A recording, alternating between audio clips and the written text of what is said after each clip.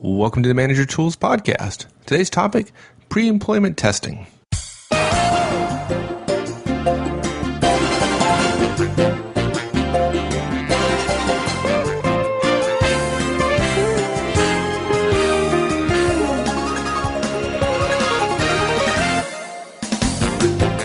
More and more companies are using psychological and behavioral tests as pre-employment screening devices. Companies are supplementing their interviewing processes to ensure less false positives, hiring somebody they shouldn't. In our judgment, based upon what we've seen in interviewing, this is wise.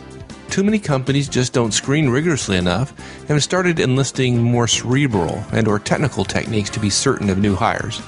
Now, even if you haven't experienced one yet, it's becoming more and more likely that you will. Now, what does this mean for you? What's the best way to approach and be successful at pre-employment tests? Well, this is Manager Tools, and we'll walk you through it. Here we go.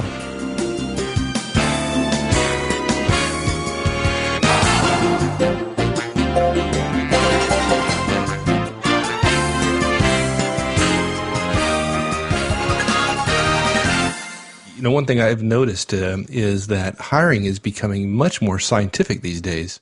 Of course, I'm not surprised about it.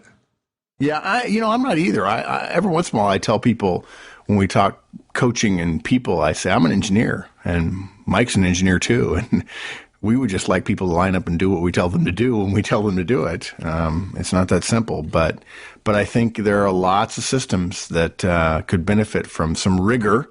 You don't have to call it technical rigor, but just some rigor around data and analysis and so on. So I'm not surprised either. It's both the lack of effectiveness of the existing process. Oh, don't start here. Don't. Please, sir, can I have 15 minutes to talk about the complete and utter failure regarding interviewing as an effective tool because people don't know what they're doing? Yeah. Well, and as I was going to say, but I knew you were going to jump in there.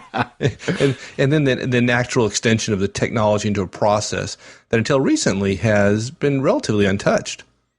Yeah, I think you're right. Well, to be fair, I'm not going to get on my soapbox. I promise I will not. I will not, only maybe for a minute or two or five. I won't get on my soapbox. You're right, though. The present system of interviewing just is not what it could be.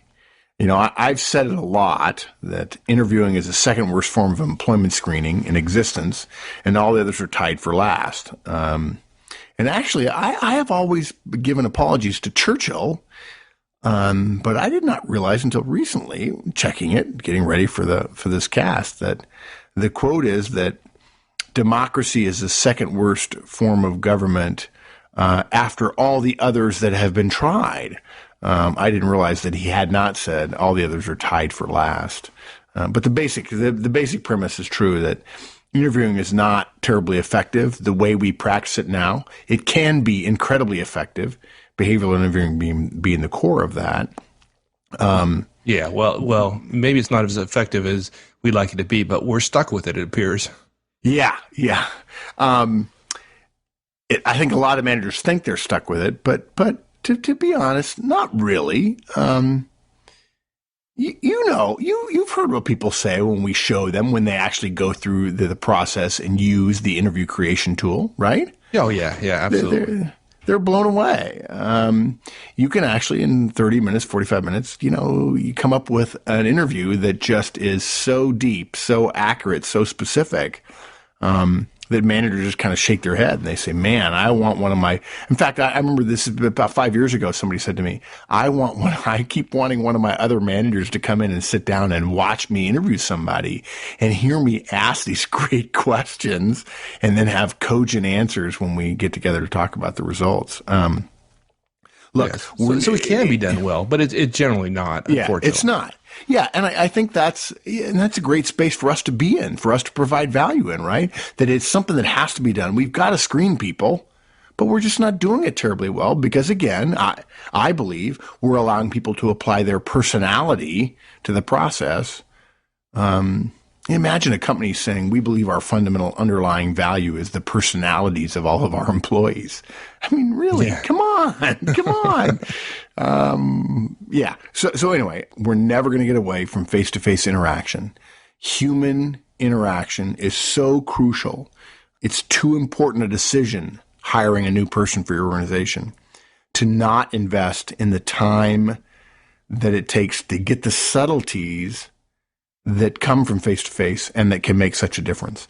Once we accept the need for some sort of face-to-face interaction, we don't have to face, I guess pun intended, sorry, we don't have to face lousy results simply because the vast majority of managers don't know how to manage and deliver to what you're supposed to be doing in an interview.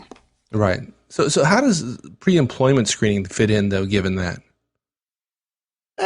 Look, I think it's just another a screening mechanism. I don't think it's anything more than that. And I think companies adopted a number of years ago because we knew in our gut that we were following our gut when it came to interviewing. But this was, hey, this is psychometric. This is measurable. This has data associated with it rather than Joe, the purchasing guy who happens to have 25 years of experience and has a good eye for talent. I mean, I'm sorry. I think Joe having a good eye for talent is begging for a knowledge management solution. So really, it's just an expansion of let's do more to make sure that we avoid what amount to false positives, hiring the wrong person. Now, look, whether it's psychological testing or behavior matching or even psychiatric tests in some cases, all of these are essentially designed to decrease the chances that you would get a false positive, or for that matter, to a lesser degree, I think, a false negative. It really is all about fit with the organization. It is clearly too big a field in terms of all the possible tests that are out there to talk about any particular test specifically, right? So the approach of this cast is more how to prepare generally, because I think in the next 5 years, if you go through a normal process, you're going to, you can't avoid it. I think it's a coming wave. You're not going to be able to avoid it. You're going to have to do pre-employment testing, and you might as well know the basics so you don't shoot yourself in the foot when it actually happens to you. Right. But you don't think we're going to do specific casts on all the different tools out there, right? I mean, one of the greatest mistakes people make is thinking about how to get, to win at the test. And that, frankly, is a recipe for disaster. Yeah, the whole gaming the system, we'll talk about that. Yeah, it doesn't work. No, we're not going to do that. I'm sure we'll get requests for it. Oh, this is a really popular test or this is a really popular screen. I just don't recommend that. I think that level of detail in terms of preparation is a form of gaming the system. So no, I don't think it. I think if you have the right approach going in, if you're a good fit, then it's going to show that. And if you're a bad fit, it's going to show that as well. And if you're a bad fit, you don't want an offer from a company that's a bad fit. Yeah, why do you want to be there anyways? Exactly, right. What are we going to recommend here? Okay.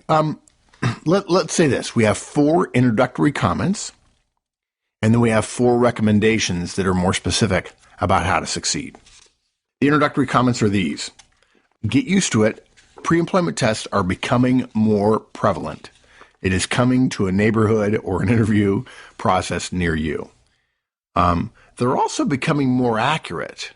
Companies believe in them a good deal more than they used to.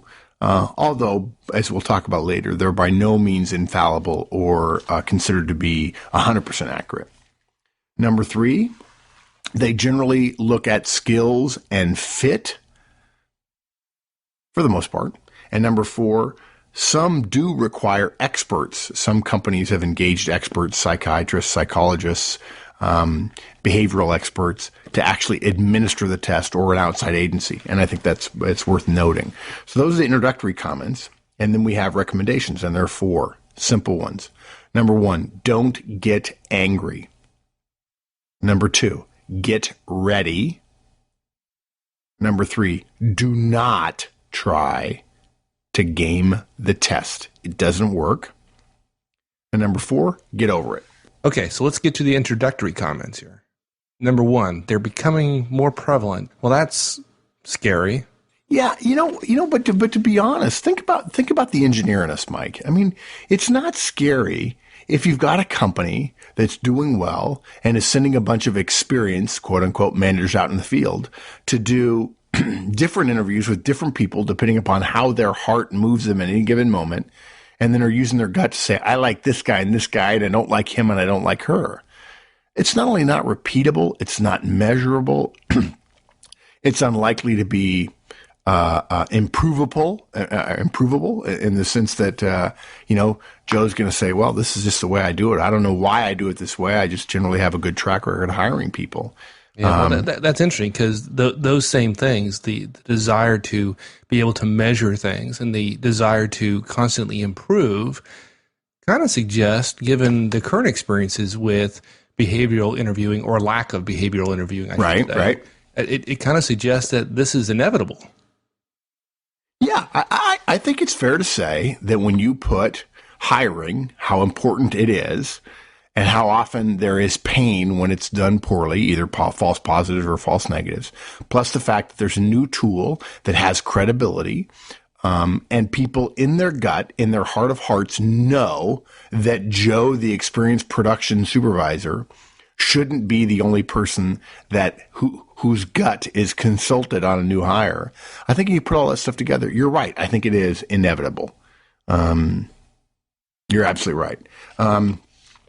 I think until more companies train more of their managers on truly effective behavioral interviewing, in other words, going away from that gut feel of Joe, there's going to be a growing number of companies using other means. They're not going to tell Joe you can't interview that way. They're simply going to add to the gauntlet we all have to go through by introducing some sort of psychological or psychiatric or behavioral testing to supplement the screening that really is supposed to be happening in an interview. And that's what interviewing is, right? It's a form of screening or differentiation or discrimination. Essentially, this is in the minds of many leaders and HR people, this is a way to introduce some repeatable, some measurable screening, discrimination, some analytical, some screening that we can actually look at later and provide trends and so on, to supplement what we're doing now, which is maybe effective, but not repeatable and certainly not a competitive advantage. Yeah, well, I think many folks are going to say, okay, great, they're coming, but you can't tell me they're benign. I mean, they are an extra step in the screening process. And you say all the time, the purpose of interviewing is to say no, then this is just another step that we can mess up. Yeah.